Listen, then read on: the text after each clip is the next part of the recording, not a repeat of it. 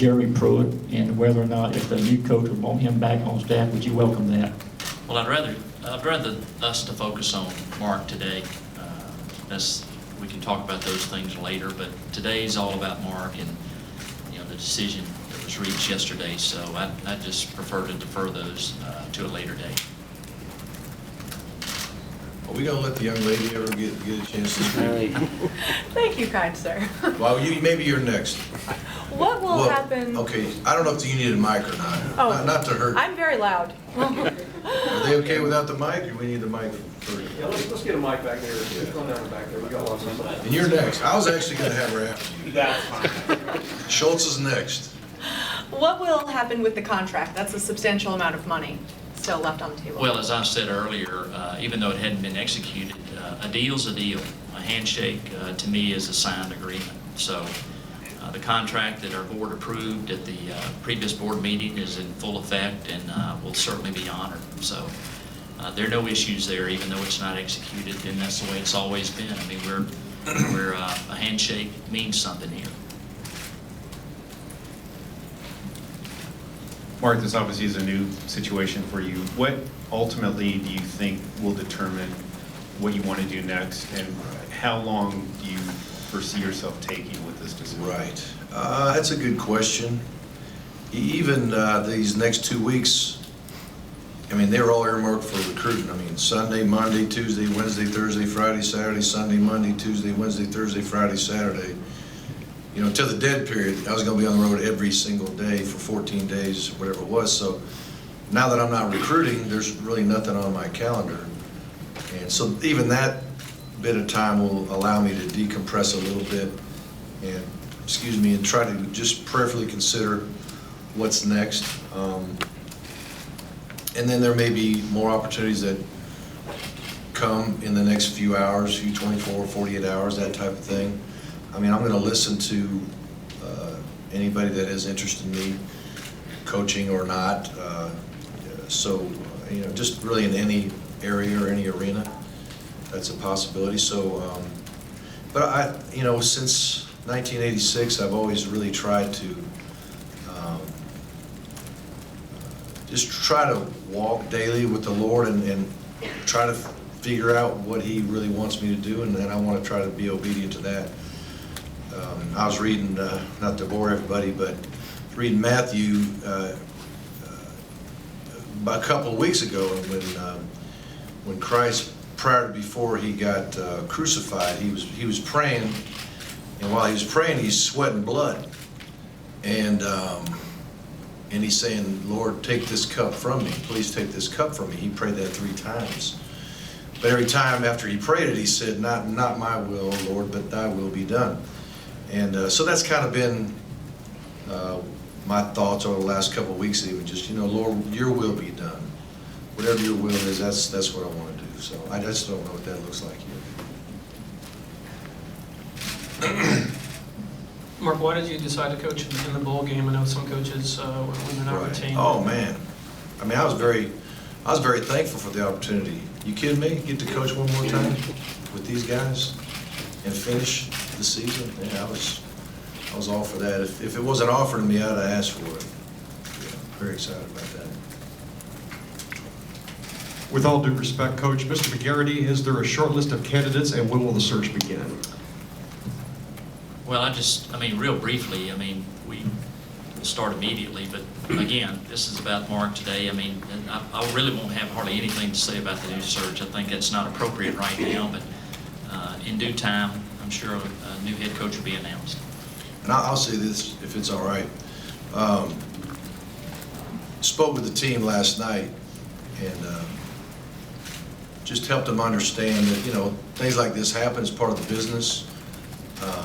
And I encourage them, number one, to behave and to know that we're going to keep everybody accountable to anything we've always held them accountable to academically and socially and all those things.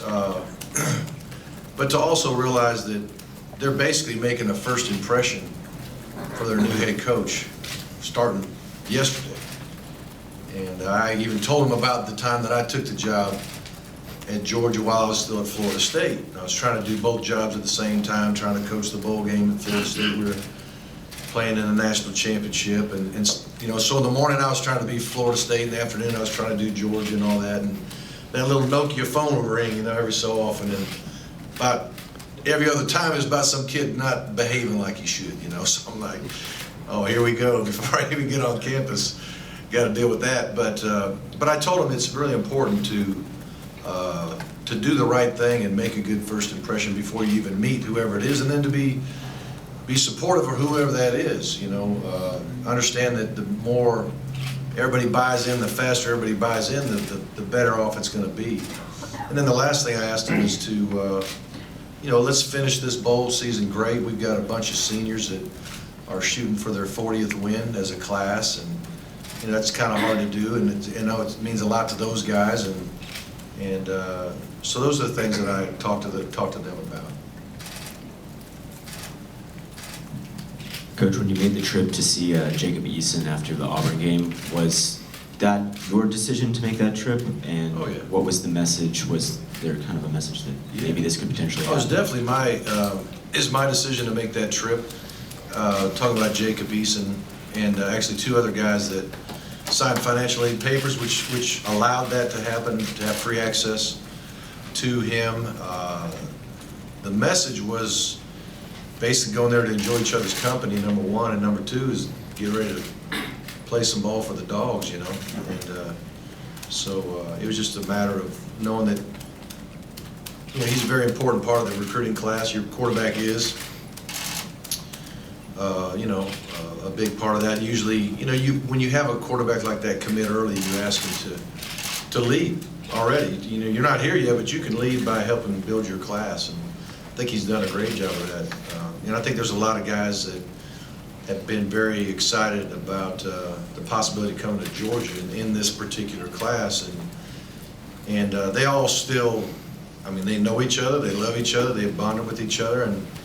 And just if you're curious of the message I'm giving those guys, and what I talked to Jacob last night, as a matter of fact, you know, I said, be patient. I said, see who the next guy is. You might get really excited about that, and the rest of the guys might get really excited about that. Just, you know, I'm not saying don't check out other options and all that kind of stuff to be, you know, to be proactive or whatever, but don't jump the gun.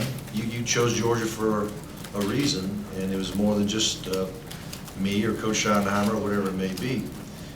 So, you know, I encouraged him, and I'll encourage all these guys, you know, to do the same, because they're a great group of guys, and there's a chance for them to come in and be one of the best classes in the United States of America.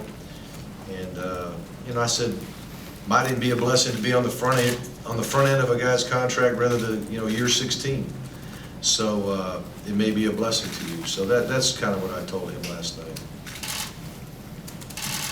Coach, I want to congratulate you on your time at Georgia and thank you, and definitely for the respect and giving you've shown to the media and the Bulldog Nation. As you can imagine right now, there is a lot of folks out there that are upset, and is there anything you can say to the fan base that kind of calms things a little? Yeah, well, just, I guess you could tell everybody that I'm going to be fine. My wife and I will be fine. We're empty nesters.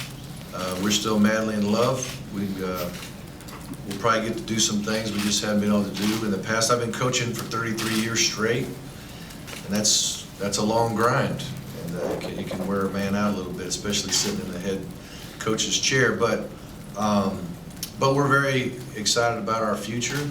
And it may very well be that we stay in Athens. We may stay in Athens for good. I don't know what will happen yet, but it's a very strong draw for us. It's a very attractive option for us. And I would just say to the fans too, you know, as soon as a new guy gets named, there's going to be electricity around here. There's going to be a lot of excitement and a lot of momentum and support. You know, support him and support his staff and obviously support the players. You know, everybody, you know, Georgia football is going to be around a whole heck of a lot longer than I'm going to be alive, and has been around, you know, for over 100 years and all that. So I just appreciate everybody and how they've treated me and my family. Coach, what was the reaction to the guys when you told them the meeting yesterday, and then how are you taking their reaction and all their support that they're showing for you? Well, it's not like we had open dialogue. You know, you have a group of 125 guys in the room. And, you know, I just told them what happened. And also told them that I'm going to be around another month. You know, we don't need to get all crazy and emotional tonight. But I just told them the things that I mentioned before. Everybody needs to, it's just kind of like when we went through that stretch in October where things weren't going well. And you got a group of people, men, coaches, players, everybody having a lot of emotion, a lot of different emotions, you know. And I told them, I said, you all know how you feel right now, okay? And I don't know how everybody feels, but everybody knows how they feel individually. And I said, so what we're going to do today is talk about how we need to act. Because you may feel a certain way, but you need to act another way. And you may feel a certain way about how the season was going, but we need to act this way to right things, make things right, and to handle adversity the right way. And the same thing basically was true last evening. I said there's a lot of emotion, a lot of things that are going on, but let's talk about how we need to act in this situation. You know, to do the right thing, to help them prepare for the rest of their careers here and their futures beyond that. But I'm sure after that last game it'll be a little different. That'll be, I'm sure, a lot more emotional for me personally.